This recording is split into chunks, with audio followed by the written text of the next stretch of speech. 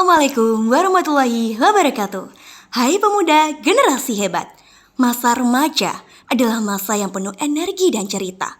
Tapi ada 3 hal yang harus kita waspadai karena bisa merusak masa depan kita, yaitu perkelahian pelajar, minuman keras, dan narkoba.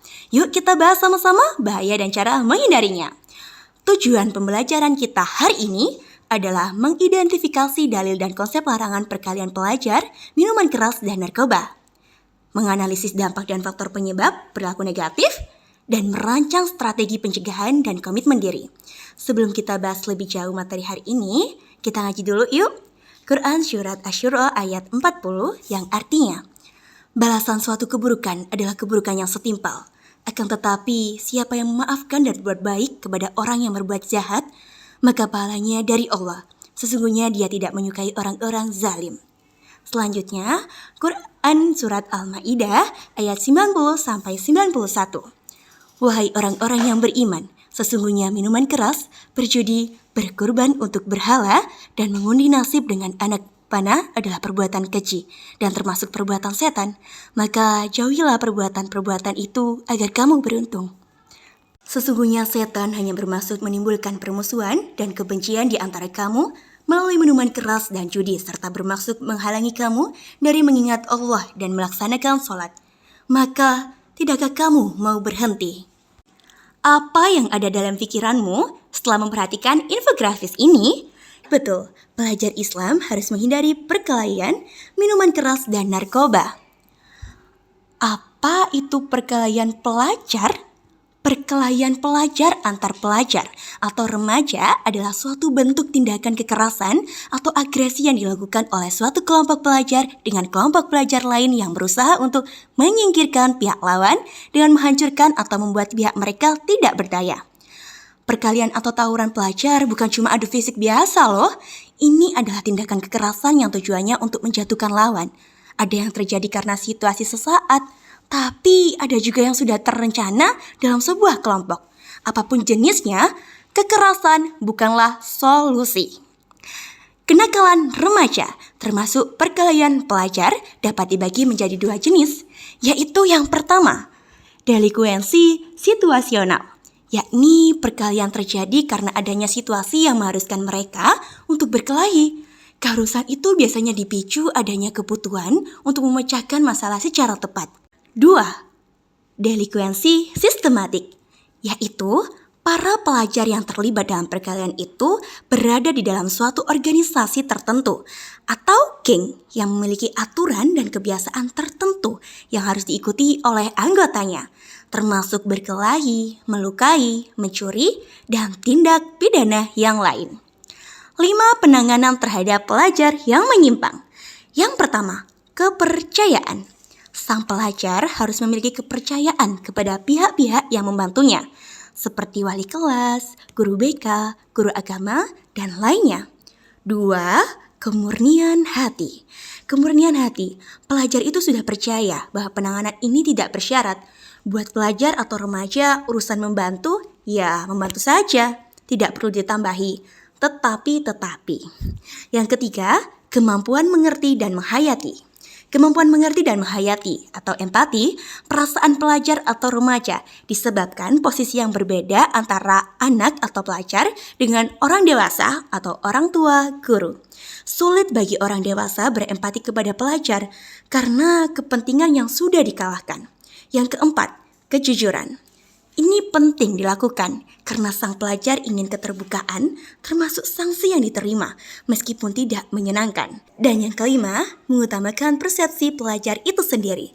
Mengutamakan persepsi pelajar sendiri, pelajar itu akan memandang persoalan dari sudut pandangnya sendiri.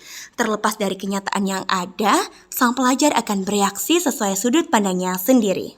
Selanjutnya, khamar atau minuman keras. Khamar adalah jenis minuman dan makanan yang dapat memabukkan dan menghilangkan kesadaran seseorang. Makna lainnya adalah segala apapun yang memabukkan atau merusak akal sehat. Berlandaskan pengertian tersebut, segala jenis narkoba termasuk makna dari khamar, Rasulullah SAW bersabda, setiap yang memabukkan adalah khamar, dan setiap khamar adalah diharamkan. Hadis riwayat Ahmad dan Abu Daud. Apapun yang bisa memabukkan dan menghilangkan kesadaran kita itu berbahaya.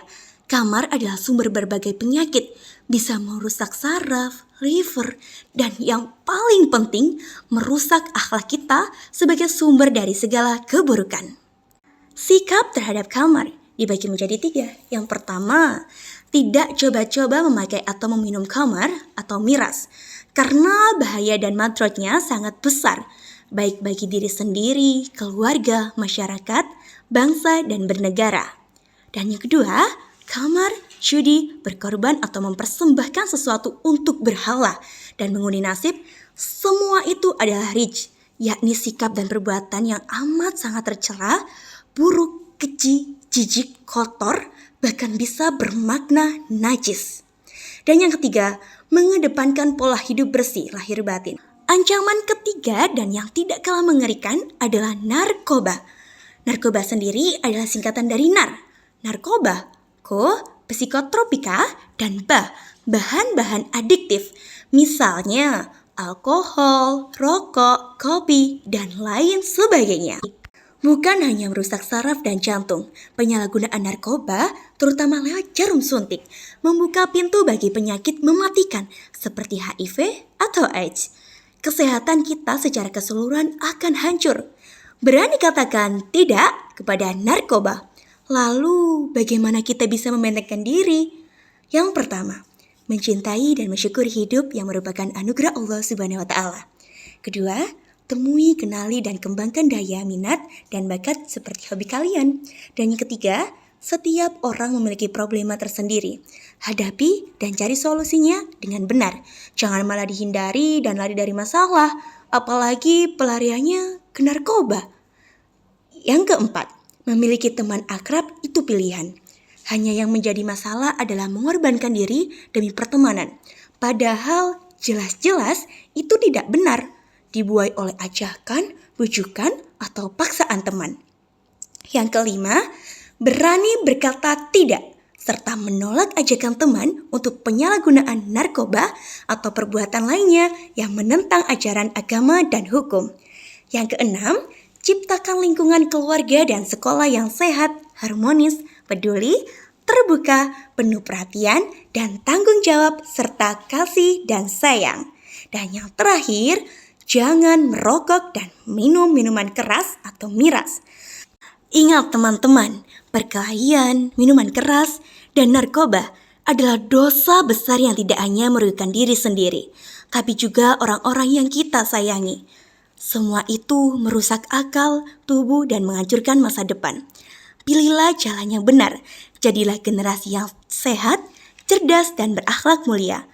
Masa depan kalian terlalu berharga untuk disia-siakan. Terima kasih sudah menyimak. Wassalamualaikum warahmatullahi wabarakatuh.